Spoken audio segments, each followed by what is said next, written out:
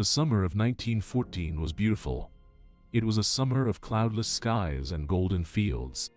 In the capitals of Europe, life moved with a leisurely rhythm. In London, the season was in full swing. Débutantes danced in ballrooms. Families picnicked in Hyde Park. In Paris, the cafes were full.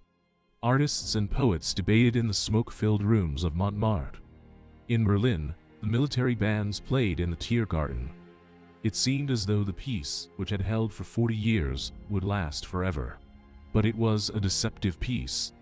Underneath the surface, the tectonic plates of history were grinding together. Ancient hatreds were simmering. New ambitions were rising. Europe was a powder keg. Dry. Unstable. Waiting for a spark. The continent was divided into two armed camps. The Triple Entente of France, Russia, and Britain, and the Triple Alliance of Germany, Austria-Hungary, and Italy.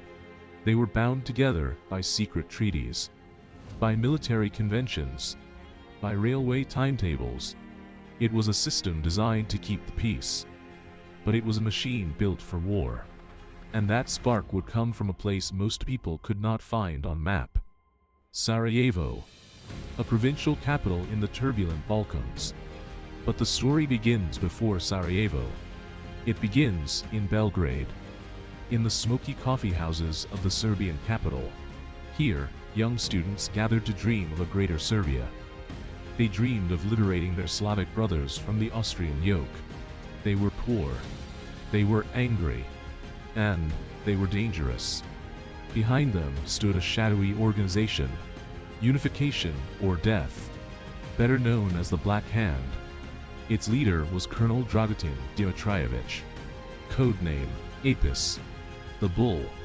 He was the head of Serbian military intelligence, a man of immense physical strength and terrifying will.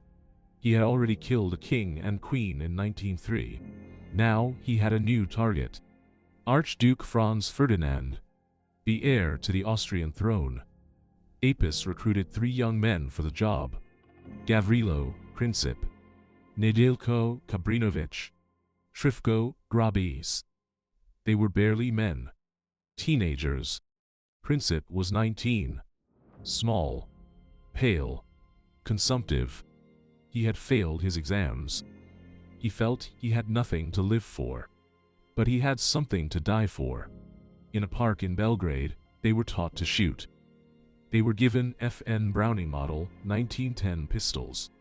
They were given hand grenades. Rectangular. Heavy. Filled with nails. And they were given cyanide capsules. You must not be taken alive, they were told.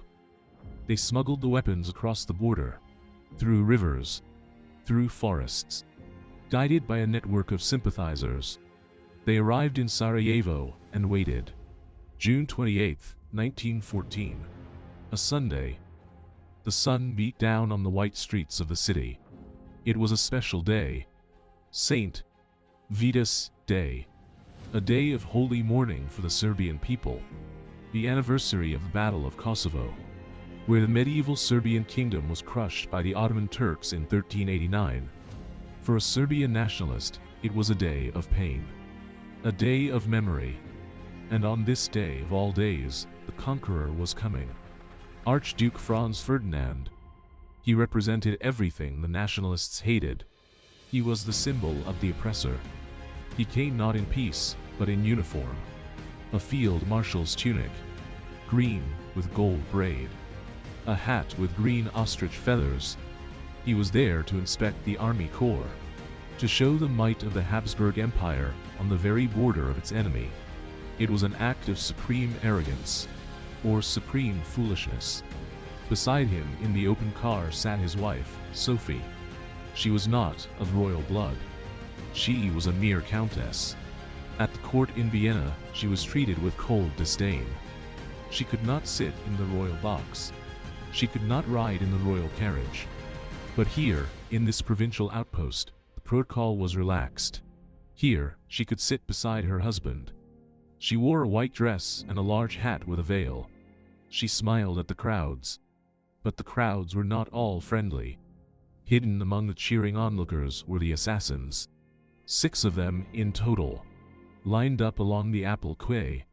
The river Miljacka flowed quietly beside them. The Archduke's motorcade approached. It was a procession of open cars. Vulnerable. Exposed. The first assassin, Mehdi Basic, stood by a bridge. As the car approached, he froze. He did nothing. Perhaps he lost his nerve. Perhaps the policeman standing nearby scared him. The car passed. The next assassin was Kabrinovic's. He did not freeze. He pulled the pin from his bomb. He struck it against a lamppost to activate the detonator. He threw it. But his aim was poor. Or perhaps the driver saw it and accelerated. The bomb bounced off the folded roof of the Archduke's convertible. It rolled under the car behind. 10 seconds later, it exploded. A deafening roar. Smoke filled the street. The car behind was wrecked. 20 people were wounded. Officers bleeding. Spectators screaming.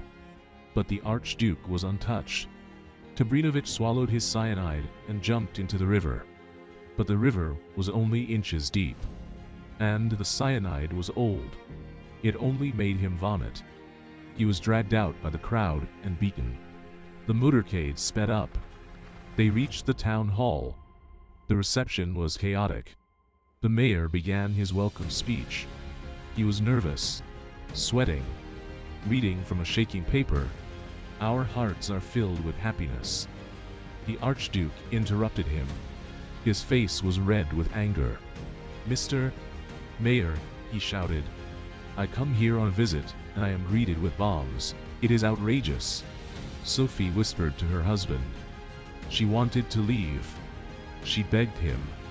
But Franz Ferdinand insisted on visiting the wounded officers in the hospital. He was a brave man. Perhaps too brave. "We must show them we are not afraid," he said. They got back into the car.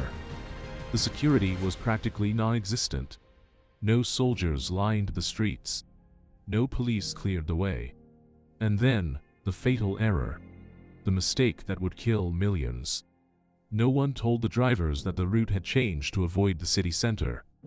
They were supposed to go straight along the quay. But the lead car turned right. Into Franz Josef Street. The Archduke's driver followed. General Pocherek, the governor, screamed from the passenger seat. "Stop! You are going the wrong way." The driver slammed on the brakes. The car skidded to a halt. He tried to put it in reverse. The gears ground. The engine stalled. The car sat there. Stationary. A sitting duck.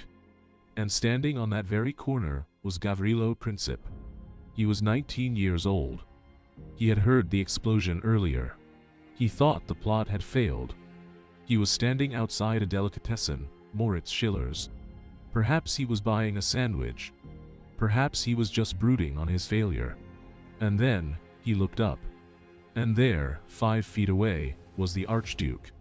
It was as if destiny had arranged the meeting. Princip did not think. He reacted. He stepped forward. He drew his pistol. He did not aim. He turned his head away and pulled the trigger. Once. Twice. The first bullet passed through the car door. It hit Sophie in the abdomen. The second bullet hit Franz Ferdinand in the neck. It severed his jugular vein. It lodged in his spine. For a moment, they sat upright. The Duchess screamed. Then she collapsed onto her husband's lap. "Sophie," the Archduke cried. "Sophie! Don't die. Live for our children." Blood spurted from his mouth. His plumed hat fell off. "It is nothing," he murmured. "It is nothing." Within minutes, they were both dead. The news flashed across the telegraph wires. To Vienna. To Berlin. To St. Petersburg. To London. To Paris. Archduke assassinated. In Vienna, the reaction was strange. The old Emperor Franz Joseph was 83. He had ruled for 66 years. He did not like his nephew. He did not approve of his marriage. When he heard the news, he reportedly said, "A higher power has restored that order which I could not maintain." The Lord Chamberlain, Prince Montenuovo, hated Sophie. He arranged a third-class funeral. They were buried at night. In a storm. Vienna wanted to forget the man. But they could not forget the crime. The hawks in the government saw their chance. Count Konrad von Hutzendorf, the chief of staff. A man with a beautiful uniform and a thirst for glory. For years he had urged a preventive war against Serbia. Now or never, he argued. Serbia must be crushed. Count Berchtold, the foreign minister, a rich, vain aristocrat. He wanted a diplomatic victory. But he knew diplomacy might not be enough. But Austria was weak. It was a patchwork empire. 11 nationalities. Germans, Hungarians, Czechs, Poles, Croats, Serbs. Many of them hated Vienna. If Austria went to war, would the soldiers fight? And there was a bigger problem. Russia. Serbia had a protector. The Russian Tsar saw himself as the father of all Slavs. If Austria attacked Serbia, Russia would attack Austria. And Austria could not fight Russia alone. They needed a friend. They needed a big brother. They needed Germany. So, on July 5th, a special envoy took the train to Berlin. Count Hoyos. He carried a personal letter from the Emperor to the Kaiser. He met with Kaiser Wilhelm II at Potsdam. The new palace. They had lunch. The atmosphere was martial. The Kaiser was outraged by the murder. Franz Ferdinand had been his friend. They had hunted together just weeks before. To Wilhelm, the assassination was not just a political act. It was a crime against God. Kings ruled by divine right. To kill a king was to attack heaven itself. Wilhelm was impulsive. He was emotional. He wanted to show he was a loyal friend. He gave Hoyos the famous blank check. "Even if it brings us into conflict with Russia, whatever you do, do it quickly." It was a fatal guarantee. Without it, Austria might have hesitated. With it, they felt invincible. The Kaiser thought he was safe. He thought the Tsar would not support regicides. He was wrong. He then went on his annual summer cruise to the Norwegian fjords. He wanted to look normal, to show the world there was no crisis. For 3 weeks, Europe was deceptively quiet. The newspapers wrote about the trial of Madame Callot in Paris. She was the wife of a minister. She had shot a newspaper editor who threatened to publish her love letters. It was a scandal. It took up all the headlines. People forgot about Sarajevo. They went on holiday. The beaches of Brighton and Deauville were packed. Men in straw boaters. Women in white linen. Children building sandcastles. In London, the suffragettes were smashing windows. They were fighting for the vote. Mrs. Pankhurst was in and out of prison. But even they paused as the crisis deepened. In Munich, a failed artist named Adolf Hitler was painting watercolors. He was drifting. Aimless. War would give him a purpose. In Vienna, Sigmund Freud was writing. He spoke of a death drive. Thanatos. It seemed the whole continent was seized by it. The heat was oppressive. It was the hottest summer in living memory. Thunderstorms rolled across the Alps. But they brought no relief. Only a heavier atmosphere. A sense of foreboding. In the fields of France, the harvest was golden. Wheat. Corn. Grapes for the wine. The farmers looked at the sky. They worried about hail. They did not worry about artillery. But in the chancelleries, the gears were turning. In St. Petersburg, there was a state visit. The French president, Raymond Poincaré, and his prime minister, Rene Viviani. They arrived on the battleship France. They were there to strengthen the alliance. There were banquets at the Winter Palace. Reviews of the Imperial Guard. Toasts to the indestructible friendship. Poincaré was a man from Lorraine. He remembered the German occupation. He was hard, uncompromising. He assured the Tsar that France stood by Russia. "We are united," he said. This stiffened the Russian resolve. They felt they were not alone. As the French leaders sailed home, across the Baltic, the trap was sprung. Vienna had waited.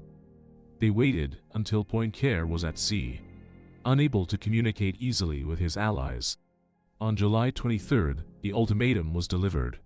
It was 6 p.m. in Belgrade. The Serbian ministers read the note with trembling hands. It was brutal. It demanded that Serbia suppress all anti-Austrian propaganda, that they dissolve nationalist societies, that they fire officers named by Vienna, and, most impossibly, to investigate the crime. This was the poison pill. No sovereign nation could accept foreign police on its soil. It would mean the end of independence. They were given 48 hours to reply. 48 hours. To choose between humiliation and death. The news hit Europe like a thunderclap.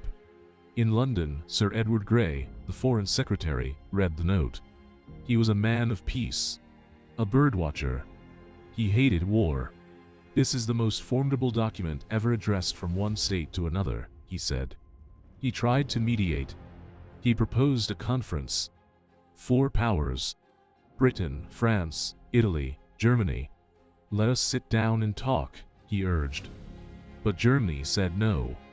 "We cannot drag our ally before a European court," they said. They were blocking the exits. One by one. In St. Petersburg, Sazonov, the Russian foreign minister, was furious. "They want war," he shouted. "They are setting fire to Europe." He summoned the German ambassador. "You are behind this," he accused. The ambassador denied it. But the trust was gone. Russia began to prepare. Not a mobilization yet, but the period preparatory to war. Reservists were alerted. Depots were stocked. The giant was stirring. Saturday, July 25th. The deadline approached. In Belgrade, the government debated. Should they fight? They were exhausted. They had just fought 2 Balkan wars. They had no rifles, no ammunition. Prime Minister Pasic decided to swallow the bitter pill. He wrote a reply. It was a masterpiece of diplomacy. He accepted almost every demand. He was polite, submissive. Only on the point of the police did he hesitate. And even then, he offered to refer it to the Hague Tribunal. He personally delivered the note to the Austrian legation. It was 5:55 p.m. 5 minutes before the deadline. Baron Giesel, the Austrian minister, glanced at the document. He saw the reservations. He did not care about the concessions. He had his orders. He handed Pasic a pre-written note. Diplomatic relations were severed. He got in his car. He drove to the station. His train left at 6:30 p.m. It was the most efficient move of the whole crisis. The telegraph wires hummed. Austria breaks with Serbia. Kaiser Wilhelm returned from his cruise. He read the Serbian reply. He was relieved. "This is a great moral victory," he wrote in the margins. "Every reason for war has dropped away." He thought peace was saved. He ordered his government to tell Vienna to stop, to halt in Belgrade, to take the capital as a hostage, but to negotiate. But his chancellor, Bethmann Hollweg, was weak. He feared the generals. He feared the pan-German press. He passed on the Kaiser's message, but he stripped it of its urgency. And the Austrian generals ignored it anyway. July 28th. 1 month to the day after the assassination. Austria-Hungary declared war on Serbia. The next day, Austrian gunboats on the Danube opened fire. Shells rained down on Belgrade. The first shots of the Great War. The first blood. Now the mechanism of alliances kicked in. Like a doomsday machine. Russia could not watch Serbia be destroyed. The Tsar was under immense pressure. His generals told him, "We must mobilize." He knew what mobilization meant. It meant war. He exchanged telegrams with his cousin, Wilhelm, Willie, and Nicky towards Austria-Hungary. Desperate messages sent in the middle of the night. "I urge you to stop your ally," Nicholas wrote. "I am trying," Wilhelm replied. "But your mobilization is threatening us." It was a dialogue of the deaf. On July 30th, Nicholas signed the order. General mobilization. The posters went up in every village in Russia. The church bells rang. The peasants cried. They gathered their bundles and marched to the depots. In Berlin, the German generals checked their watches. They had been waiting for this. For them, Russian mobilization was the starting gun. They had a plan.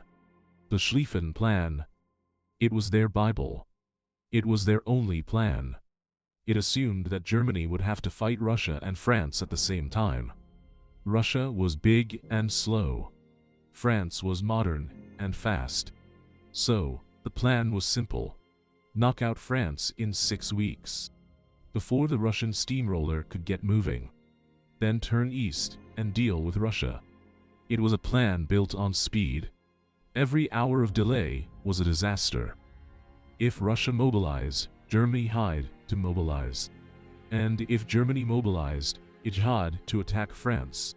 Immediately. There was no time for diplomacy. The train schedules dictated the policy. July 31st. The tension in Paris was breaking point.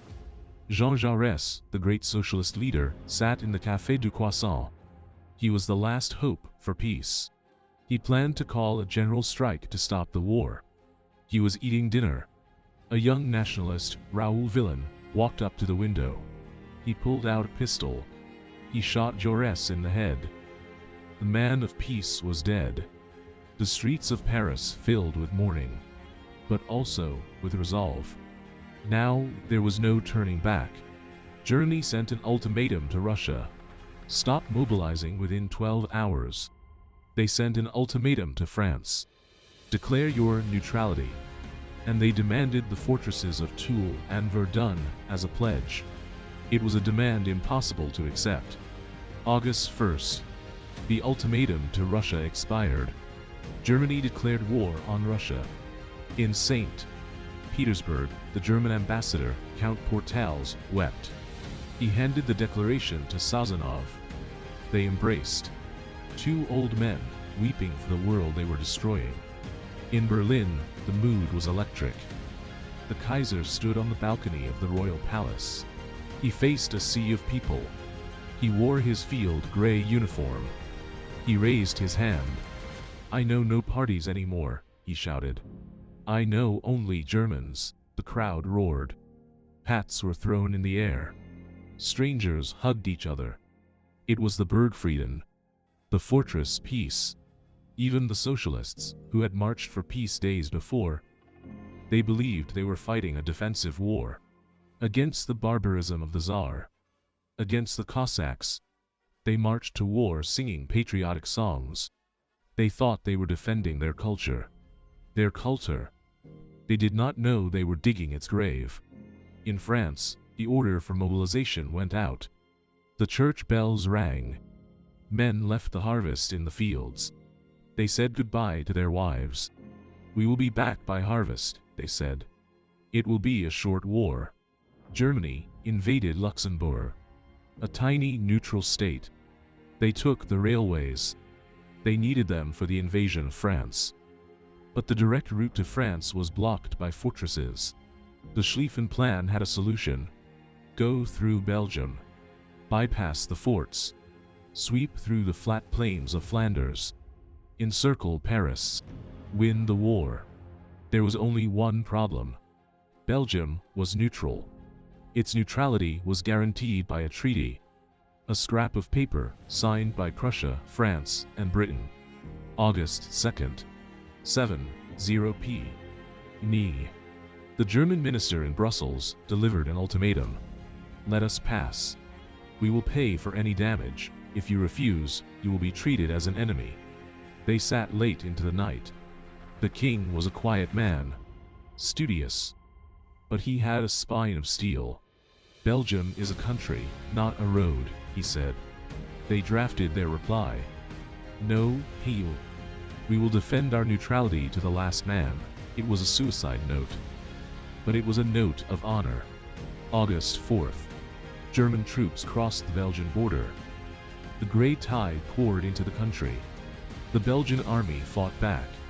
They blew up bridges. They blocked tunnels. The forts of Liège held out. They slowed the German machine. But they could not stop it. In London, the invasion of Belgium changed everything. Until then, the British government had been divided. The cabinet was in turmoil. Lloyd George, the Chancellor, was against war. The Liberals hated the idea of fighting with the Tsar. And they had their own problems. Ireland was on the brink of civil war. But Belgium changed the calculus. Britain was the protector of small nations, and Britain could not allow a hostile power to control the Channel ports. It was a threat to the Royal Navy, a threat to the Empire. But the land was not the only theater. There was the sea, the grey cold waters of the North Sea. Winston Churchill was the First Lord of the Admiralty.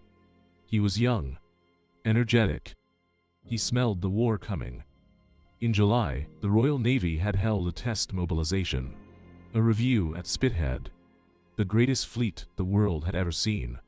Dreadnoughts, battlecruisers, destroyers, miles of grey steel, smoke belching from the funnels. The review was over. The ships were supposed to disperse, to go back to their home ports, to reduce to peace cruise. But Churchill said no. On his own authority, he ordered the fleet to stand fast, to keep the steam up, to be ready. On the night of July 29th, the fleet moved.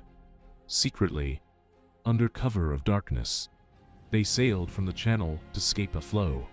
In the remote Orkney Islands, they locked down the North Sea. Before a shot was fired, the blockade had begun. Germany was strangled, though it would take 4 years for the grip to be fatal. Sir Edward Grey stood in the House of Commons. The chamber was packed. The mood was tense. He spoke for an hour. He spoke of obligations, of honor, of the defenseless coasts of France. He won the House. Britain sent an ultimatum to Berlin: withdraw from Belgian ports. The deadline was midnight, Berlin time, 11:00 p.m. In London, the hours ticked by slowly. In Berlin, the British ambassador, Sir Edward Goschen, went to see the Chancellor. Bethmann Hollweg was a broken man. He could not understand. "You are going to war for a scrap of paper?" he asked. "For a word. Neutrality." The deadline passed. No answer. In London, the telegrams went out to the fleet: commence hostilities against Germany. It was done. The war had begun. In the Foreign Office, Sir Edward Grey stood by the window. He watched the lamplighters in St. James's Park. They were lighting the gas lamps, one by one. He turned to a friend. "The lamps are going out all over Europe," he said. "We shall not see them lit again in our lifetime." He was right. The old world was dead. The world of emperors and kings. The world of cavalry charges and colorful uniforms. It was about to be ground into the mud of Flanders. The soldiers marched to the stations, singing, cheering. To Berlin, to Paris, they threw flowers. They did not know what was coming. They did not know about the trenches. They did not know about the machine guns that would mow them down like wheat. They did not know about the gas that would burn their lungs. They did not know that the war would not end by Christmas. It would last for 4 years. It would kill 10 million soldiers. It would kill 10 million civilians. It would destroy 4 empires. It would change the map of the world forever. The sleepwalkers had walked off the cliff, and they had dragged the whole of humanity down with them.